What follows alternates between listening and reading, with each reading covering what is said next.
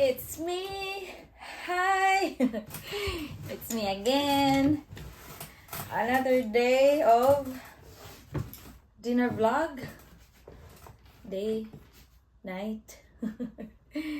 So I made some okonomiyaki and this one, it's just gulay. Hindi ko siya nilagyan ng karne. Basta kung ano lang yung meron akong ingredients sa ref. Actually, may karne naman ako. Pero kasi syempre, i-defrost mo pa siya. So, ang nakita ko, meron ako dyang parang pechay. Ano bang tawag dito sa ano? Komatsu. Komatsu na? Ano bang tawag dun sa ano? Wait na, hanapin natin. Baka magkamali ako. Wait.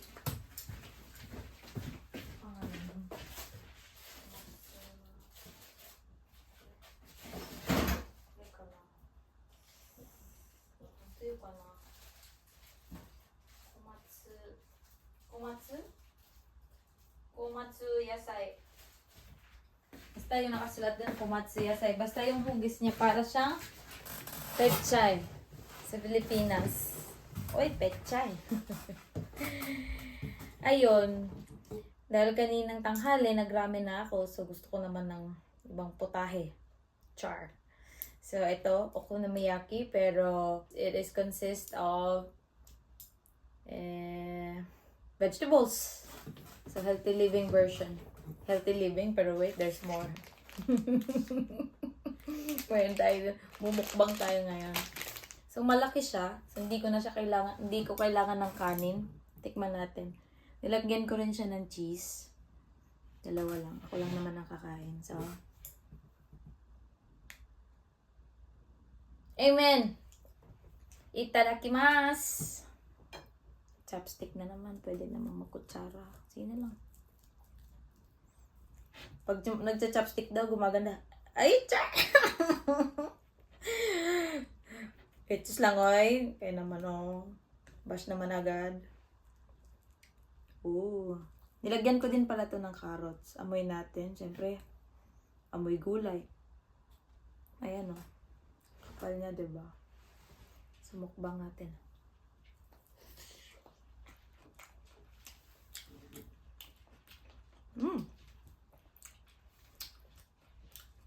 Siyempre, ilagyan natin siya ng pang-okonomiyaki na sauce.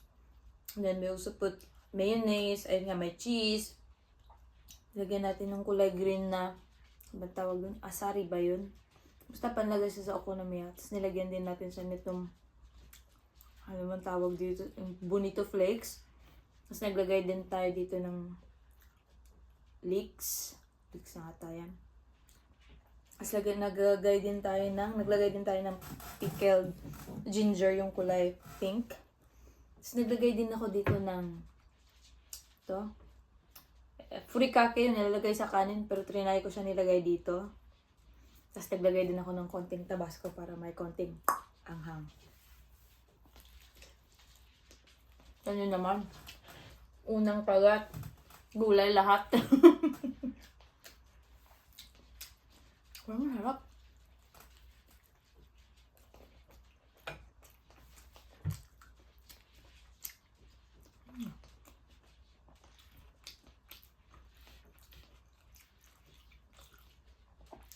You know?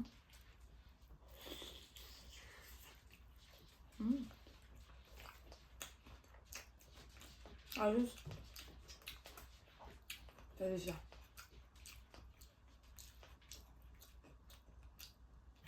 Kasi usually yung okonomiyaki ang nilalagay doon, repolyo. Pero ito yung sa akin, 'di ba? Dahon-dahon.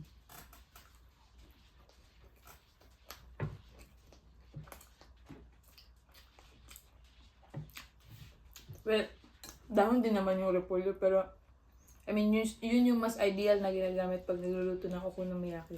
Pero syempre dahil ma-explore tayo,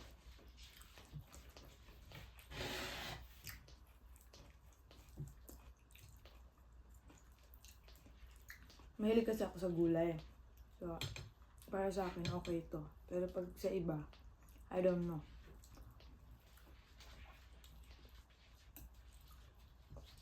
Diba?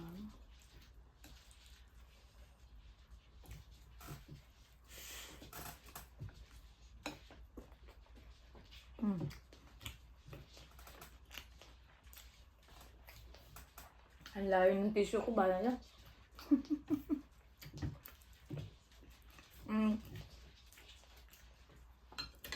And then, mas masarap siyang kainin kapag mainit-init pa. Yung feeling ko pag hindi na siya mainit, hindi siya masarap. Nag-blend yung cheese.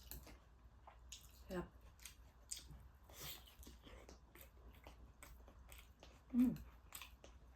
Kakain nyo yun. Gulay.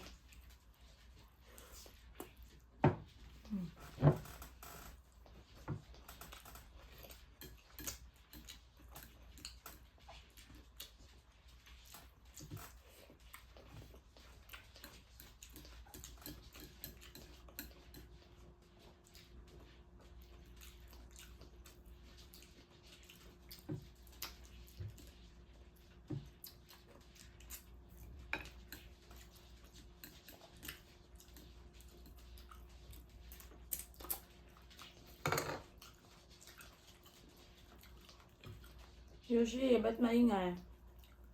Binigyan na kita ng pagkain na. Gutom ka pa?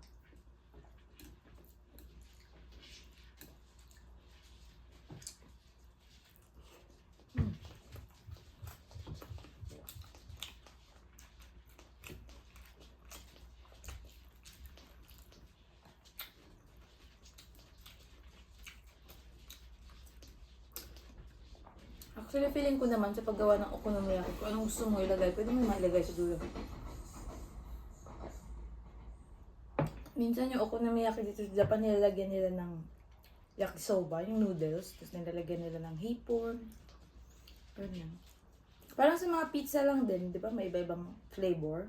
Ito din. Depende sa'yo kung anong gusto mo.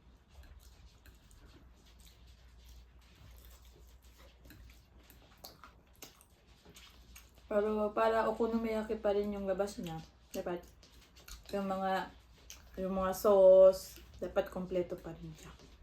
Para feel mo talagang okonomiyaki yung kinakain mo.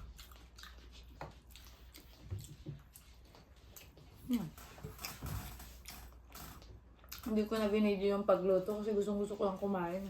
Gutom na ako.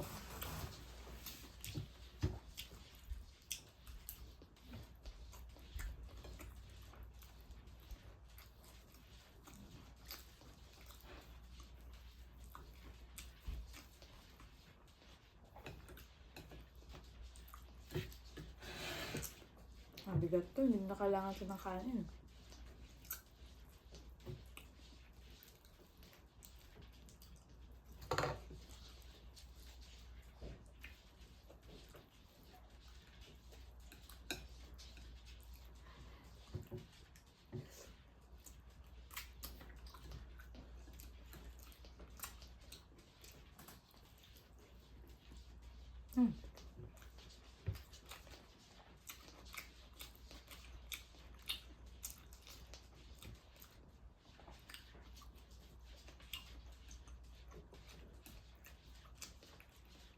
So, ang ganda ng texture niya kasi hindi siya yung mga nababagsak-bagsak ba.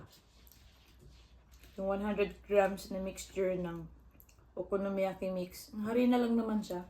Feeling ko all-purpose flour lang yun. 100 grams nun, tapos 100 grams ng 100 grams nun, tapos 100 grams din ng tubig. Paghaluin mo lang, tapos basagan mo ng isang itlog. Tapos maglagay ka ng mga 150 grams ng repolyo kasi yun yung nasa recipe niya. Dahil wala akong repolyo, yung ginamit ko nga is yung pechay. Pero yung pangalan dito sa Japanese, komatsu yata. Komatsu. Ewan. Komatsu yasai. Basta parang pechay yung itsura. Siguro, pamangkin ng pechay.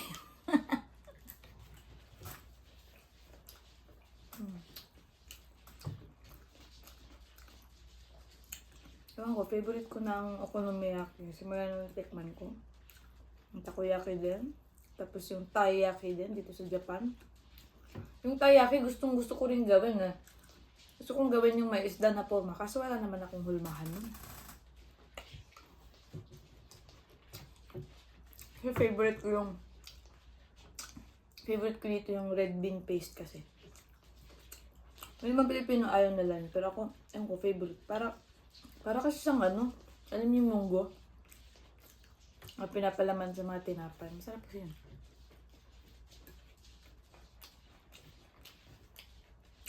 Ano ba?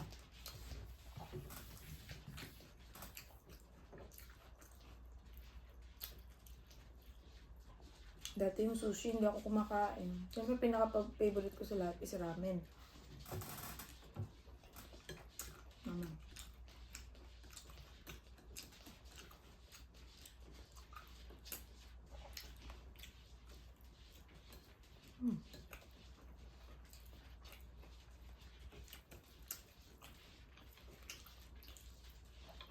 Simple lang yung ingredients nito, pero napabongga. Diba? Solid, oh. Ayan. Aba.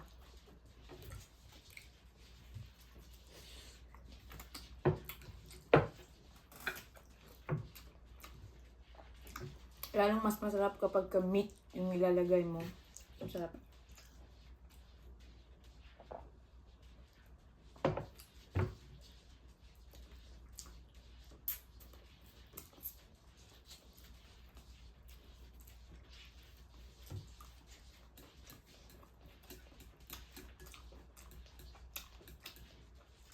Kasi huwag kang maingay, bablog ako.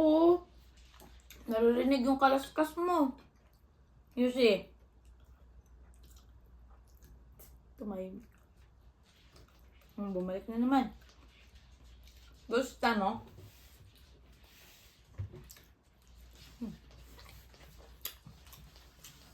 Gusto na oras.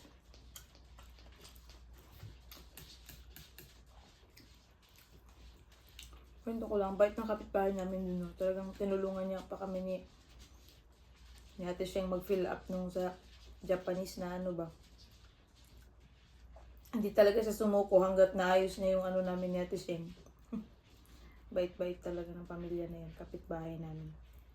Feeling ko din, sariling pamilya ko din sila. Lalo na pag umaga, pag nakikita nila ako, babatiin nila ako na, oh, good morning, ganyan. Tapos may kipagdaldala na sa akin. Samantalang sa dati namin tinirahan, wala naman kaming ganun. Kami lang dalawa ni Ate Sheng laging magkausap. Pero dito, pag lumabas ka, kilala ka na ng kapitbahay mo, nakakatuwa.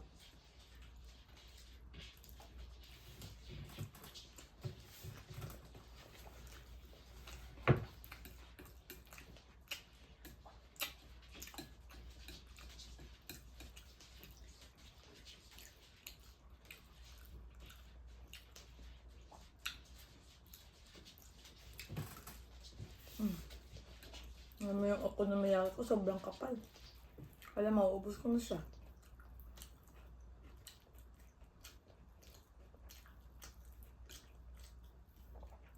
Diba?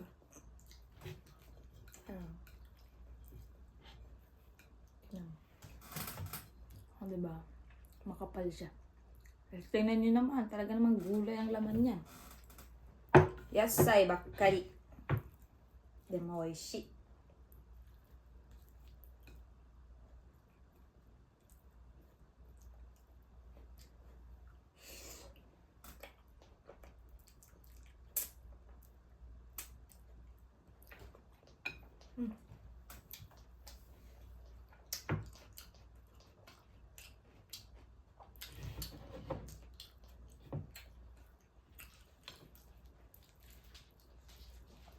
Ayan.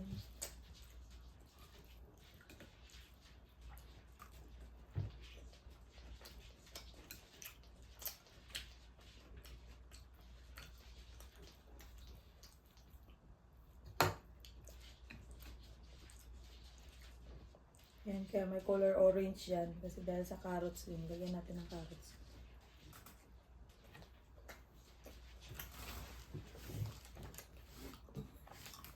Kaysa makisisira yung carrots, nilagyan niya lang natin.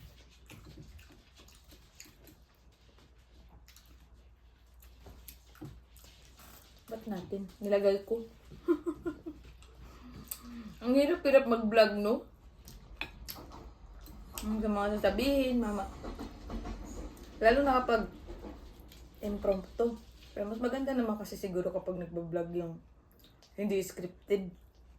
Yung totoong ano lang ba? Ay para ka lang nanonood ng PBB. PBB. Sa bahay ni ate.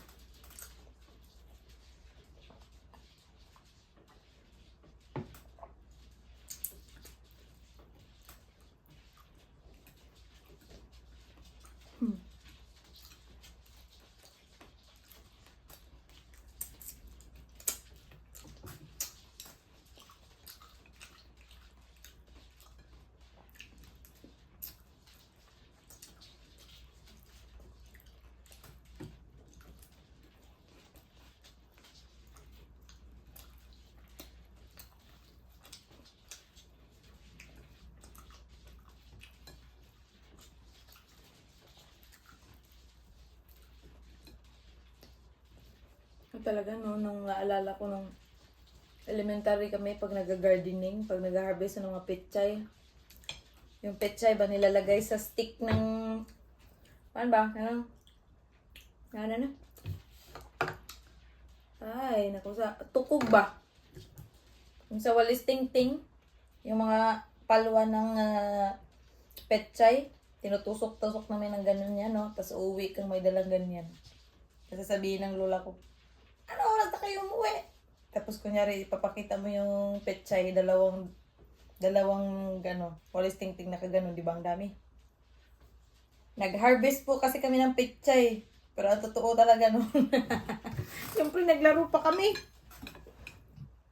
Yung bayad, yung petchay. Ayun, tumalsik tuloy.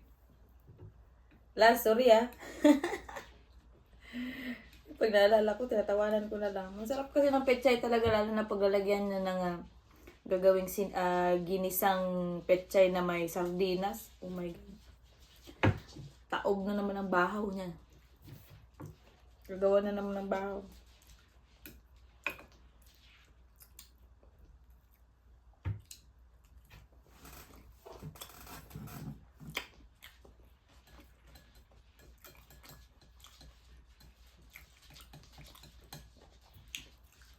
Tapos bonus na noon kapag kanilagyan ng kwan yan. Karning baboy. Yes! Lalong tumaob yung bahaw.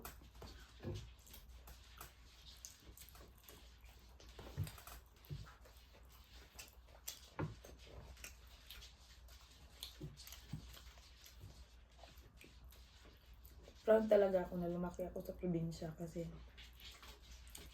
yung mga experiences ko doon ba, hindi naman lahat maganda, pero most of the time maganda yung experience ko doon dahil yung nakahawak ako ng lupa, yung magtatanim ba. Gusto ko talaga yan yung nalala ko na yung gardening kasi start grade 4 yata yung grade 4. Tapos may sarili akong sundang ba. Bolo tawag namin. May sarili akong ganun. Pag kung ano feeling mo, ikaw si Gabriela Silang or Andres Bonifacio. Shout out sa mga classmate ko noon. At shout out din sa mga nagnakaw ng petchay namin noon. Ay, nako. Wala, nakakatuwa lang maalala yung mga kalukuhan noon. Yung ganyan, petchay gardening. Naalala ko pa noon yan sa gardening na yan. Yung ito, yung dito ko. Yung pagganong ko ng, kasi di ba nilalagyan, di ba pag nag-garden, nilalagyan ng mga, ano bang tawag, bahay-bahay yung, yung lupa ba, para doon ka magtatanim. Siyempre ako si Atribida, apil-apilon. Ganon-ganon din ako. Pag ganon ko nung, yung sundang na ko ba, yung bolo, nahirapan ako sa kalisod mag-Tagalog at mag-Bisaya. Kinuha ko yung itak yata tawag, itak, ganyan. Pag ganun ko, yung kawayan, sumagi dito. Muntik nang maputol, di lumabas ang pari. Nakita ng lolo. Ano nangyari dyan? Siyempre, noon, hindi man, pag may ganun na, ang, tawag nito, yung first aid ba? May punta agad sa ng saging. Tapos yung katawan ng saging ba, kiniskis. Tapos lagay dyan, grabe kahapdi. Pero yung sugat mo parang gumanon talaga siya. Di ba, nakabuka. Eh, nilagyan nun, biglang, parang nag-heal ba? Pero dapat talaga yung tama dun is yung may betad. Hugasan ng tubig, ganyan ba? Tapos ano ng betadine. Sa probinsya, no? Kiss-kiss ka lang ng dahon ng saging.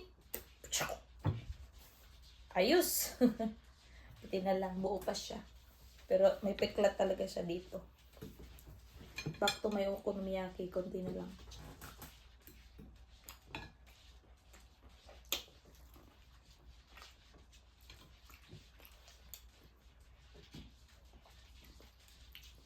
Kuboy kasi talaga ako na pagka-bata. Mahilig ako kung ano yung laro ng mga pandalaki, yun din yung laro ko.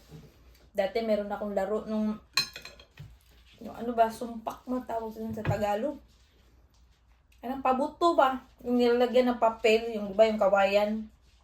Papasok mo doon. Papasok mo, di ba may butas, papasok mo yung papel. Anuhin mo pa yan ng ano, sa bibig. Talaga naranasan yan. Tapos ganun, pok! Naku, may ganyan din ako noon.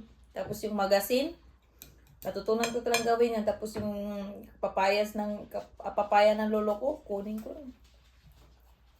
Meron ka pang yung parang pang-grate nung ano para na makuha yung ano texture na ba, tapos yun yung magiging bala mo doon sa magasin mo.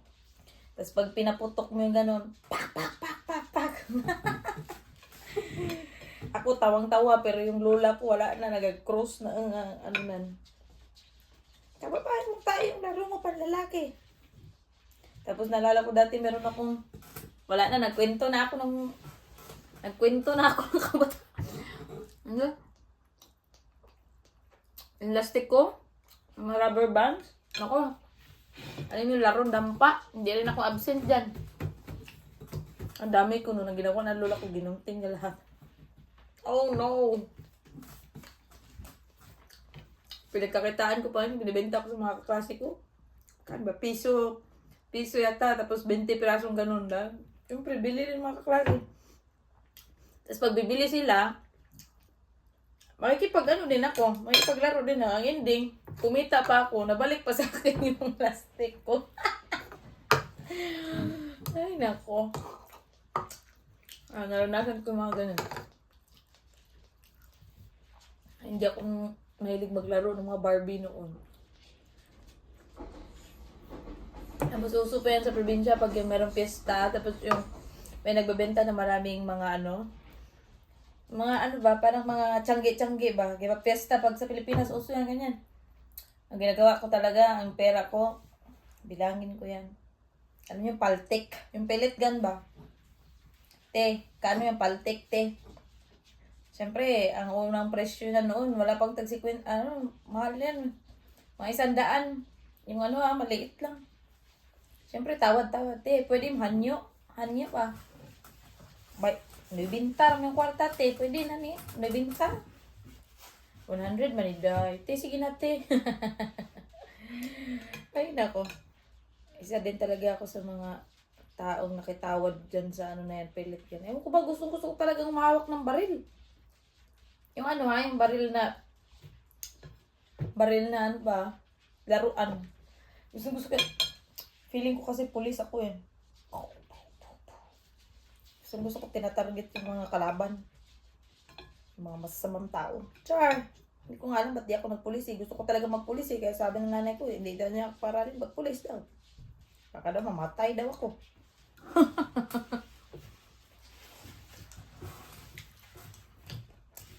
Wala lang.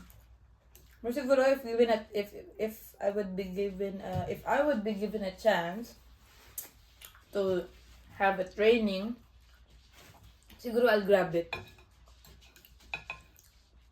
Kasi, ewan ko, gusto ko talagang mahawak ng baril eh. Tungtuwa ako din kapag na-bullseye ko yung ganyan, yung mga kalaban. Sarap. Parang fulfilling ba? Hindi ako nakakatakot ha. Hindi ako rebelde ha. Sure di ha. Kwento lang ako.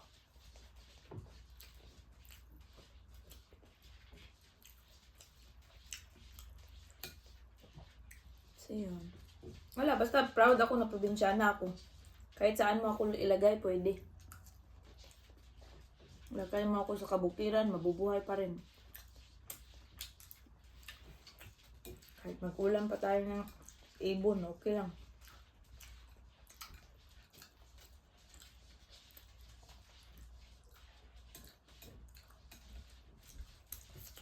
Diba, kwento-kwentuhan lang, pero naubos ko na. Magsiso sa madista, oh my God. Ang buhay sa plato.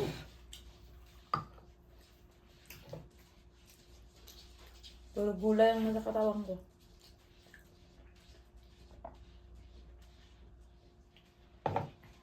Siyempre, hindi lang yan isa.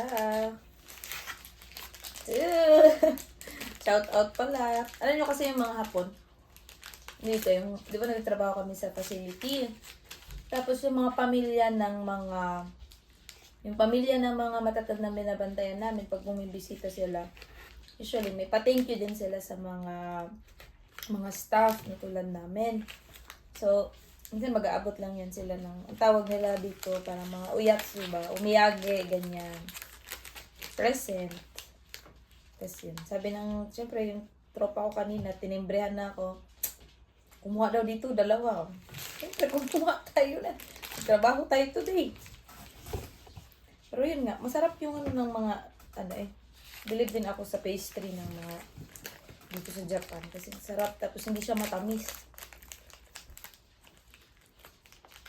Tapos tingnan nyo naman, bawat wrap, meron silang mga ganito. Pero syempre ito, hindi ito nakakain ba? Para lang ito ma-preserve yung yung ma-prolong ang life ata nito. Basta, hindi madao. Huwag na nating patagalin pa, parang ang sarap niya.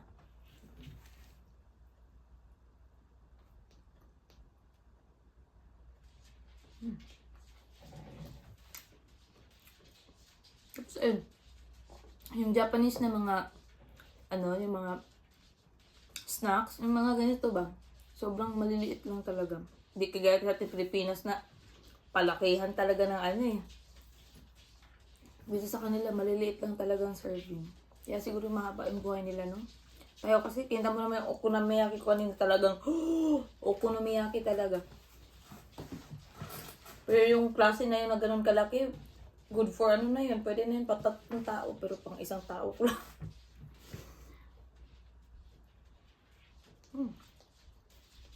Lambot. Hap. Mahal pa nito mga ganito. Ang flavor niya pala is peach. Kaya pala parang may lasang prutas. Peach pala. Ayan. Sa sulat, Japan.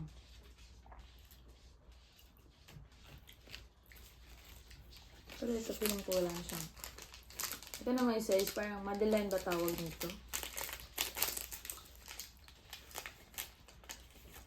Tadan! Kaya siya naghugis ganito kasi meron to siyang hulmahan. Tawag dito is Madeline? Madeline. Okay, ito na yung last natin pagkain tonight. Himagas to pero parang hindi. Parang kasama na yung snacks, midnight snacks.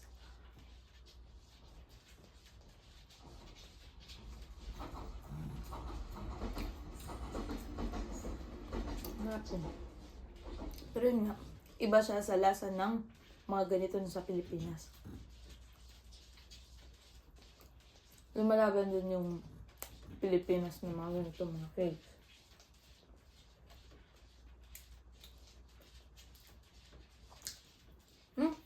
Sarap. Parang ikaw.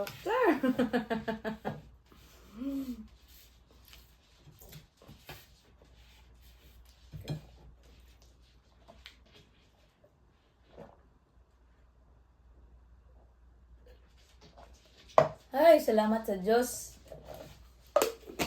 sa biyayang bigay. At hanggang dito na lang. Follow for more!